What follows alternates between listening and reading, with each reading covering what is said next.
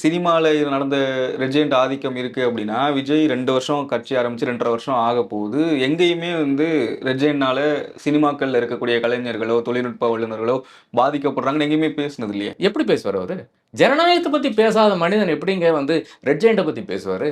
உதயநிதி பத்தி பேசினாரா? ஆட்சிக்கு வந்ததுக்கு அப்புறம் தான் ரெஜெண்ட் டார்கெட்டா? யார பத்தியும் எந்த கட்டத்திலயும் அவர் பேச மாட்டாரு. இதுதான் விஜயினுடைய கேரக்டர். இப்ப பார்த்தீங்கன்னா, இத விட பெரிய ஒரு கோழைய பார்க்க முடியாது. ஏங்க உங்க படம் புரொடியூசர் சொல்றாரு 500 கோடின்னு. 500 கோடியெல்லாம் எவனும் படத்துக்காக யூஸ் பண்ண மாட்டான். ஒரு 300 கோடி வச்சுக்கங்க. அதாவது இவருடைய சம்பளத்த எடுத்துட்டா, அது ஒரு 150 கோடி தான் மொத்தமா படம். அந்த படம் வெளிவருகிறது. எங்க வருகிறது? WhatsAppல எனக்கு கூட WhatsAppல வந்துச்சு.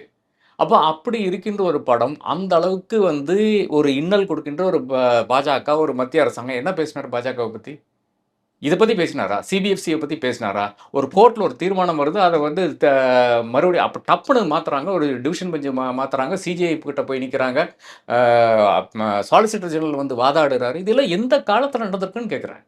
இவ்ளோ அவருக்கு இன்னல் கொடுக்க வேண்டும் என்று பாஜக கங்கணம் கட்டிக்கொண்டு செய்து கொண்டிருக்குது. என்ன பேசினார் பாஜகவ பத்தி? இதோட பெரிய ஒரு கொழைய பார்க்க முடியாது.